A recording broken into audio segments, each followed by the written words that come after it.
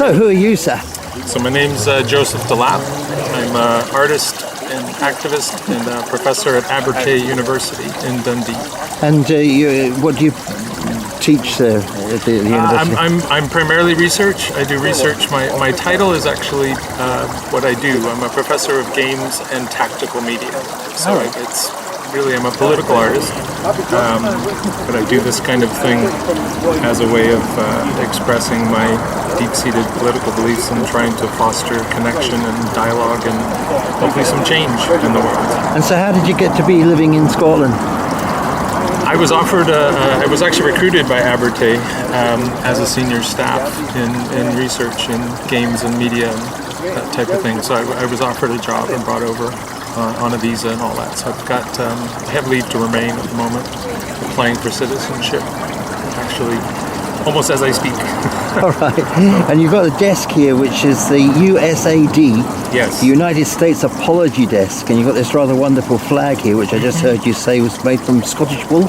Yeah, the words, I do a lot of sculpture, painting, all kinds of stuff, so the materiality of things is very important. And I bought the flag on my last visit to the States. I was in New York City to visit my new grandchild, Rufus, and thinking about his future, and I just had this idea of having an American flag and doing something with it, but I wasn't sure. So I found this flag shop that actually sold the flags they made.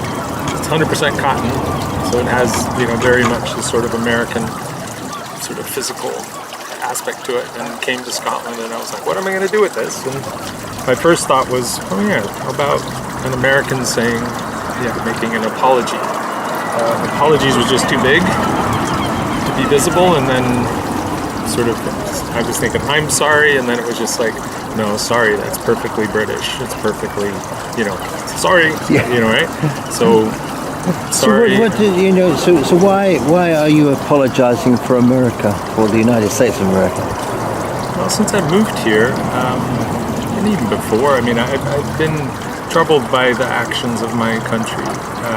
And it's not just Trump, but certainly Trump is the apex of, it's just awful. Just to watch America slip into the authoritarian realm is really horrifying. So it's a way of, honestly, living here, having my family there, and being a political junkie and very concerned about, what's happening there.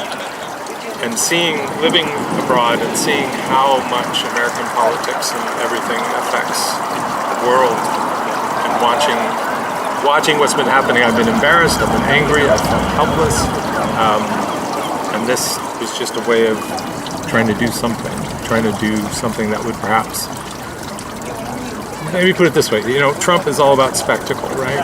He's what's the latest thing, what's the latest shiny thing he can do that will attract attention away from the Epstein scandal and everything else. And I think of this as kind of a counter spectacle on an individual level, like that I can sit here legally and engage people one-on-one in conversation. And honestly, it's been amazing. Like, the conversations have been really deep and very intense. I seem to spend most of my time listening, actually, which has been, it's pretty incredible. So that's why I'm doing this, and I'm not sure exactly what it is, but you just take your desk and you go to different places around and about. Is it just Aberdeen you're doing this in? Well, I actually started this in, I live in Edinburgh. I started it in Edinburgh on the 4th of July, right, America's Independence Day. I was going to do it once, and the response was so incredible, and also we got chased out by the wind and the rain by about noon, that we came back and did it the next day, and it was really, I think it was meaningful for me and for those I sat with, and those who saw it on social media, whatever, that kind of thing, but it got this shocking idea out of, I'm an American and I'm sorry, right? And so I saw Trump was coming to Scotland, and it was in the back of my mind that weekend when I was doing this. It's like, oh, he's supposed to be coming to Scotland, and then it got scheduled, and it was like, okay, that I need to go to Aberdeen. So that's why I'm here.